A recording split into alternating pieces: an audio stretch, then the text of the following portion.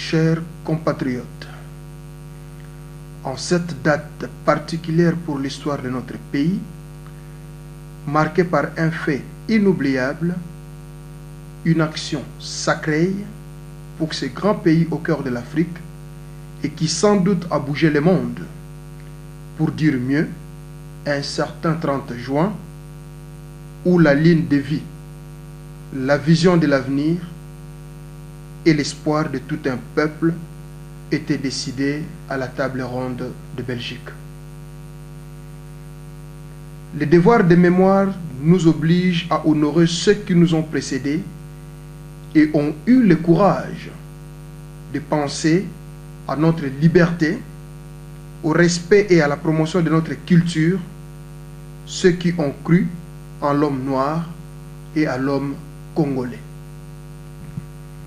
Nul n'est censé ignorer qu'un peuple sans culture est un peuple en difficulté. Nous nous rappellerons que le mouvement d'occupation en Afrique avait un premier adversaire, un cible, qui était censé être détruit avant tout, car il était à la base de la force et de l'existence de ce peuple. C'était sa culture, et cela dans toute son intégralité, de sa religion, en passant par son art, jusqu'à ses mœurs et mode de vie. L'histoire nous le montrera que les occupants ont utilisé deux types d'armes.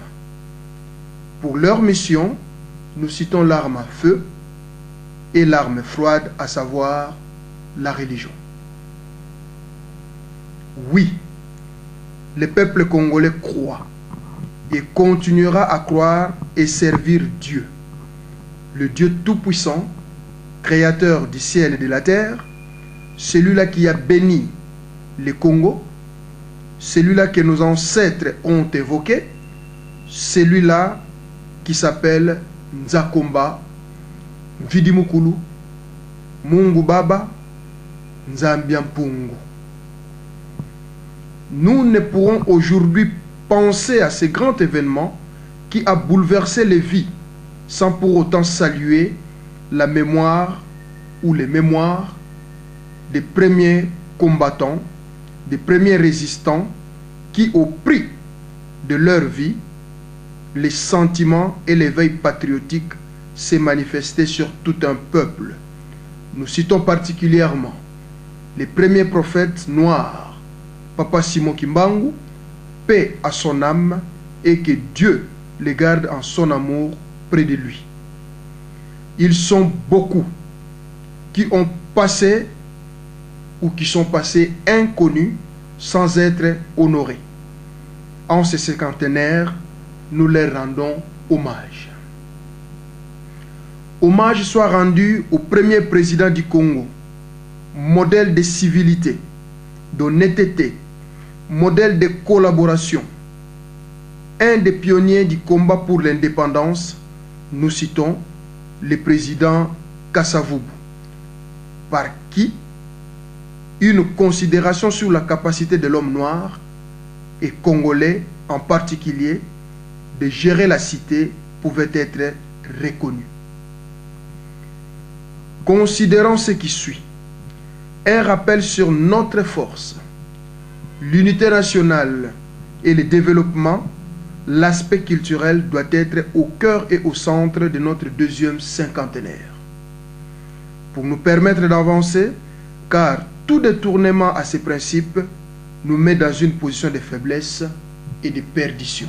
Pour ce, rendons hommage à nos artistes, allant des musiciens, comédiens, peintres, décorateurs, jusqu'aux sculpteurs, en passant bien sûr par d'autres branches d'art qui, après avoir tout perdu, nous Congolais, de la dignité à la fierté, ont reçu à conserver une valeur, une marque, une identité, l'art congolais.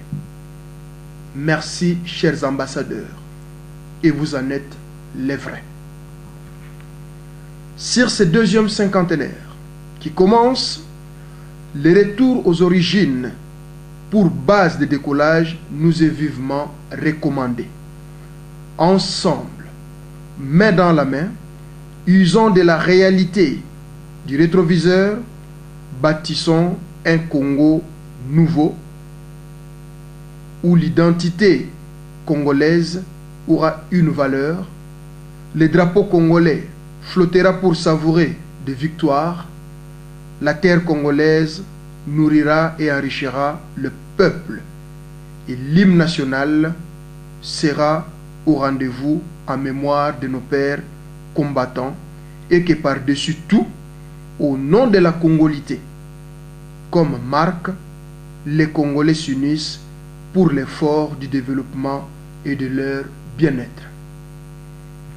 À nous tous, politiciens, artistes, ouvriers et toutes les forces vives de la nation, dressons nos fronts qui longtemps étaient courbés pour de bons, prenons un plus bel élan dans la paix, l'amour de la patrie et la détermination pour qu'à jamais ce deuxième cinquantenaire soit un symbole de décollage. Cher Congo, Congo Diatotila, que Dieu qui t'a longtemps aimé continue à te garder, à te protéger, toi et ton peuple, tes richesses et tout ce que tu as.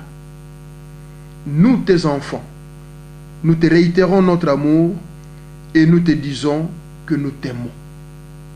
Nous combattrons et nous te défendrons à tous égards.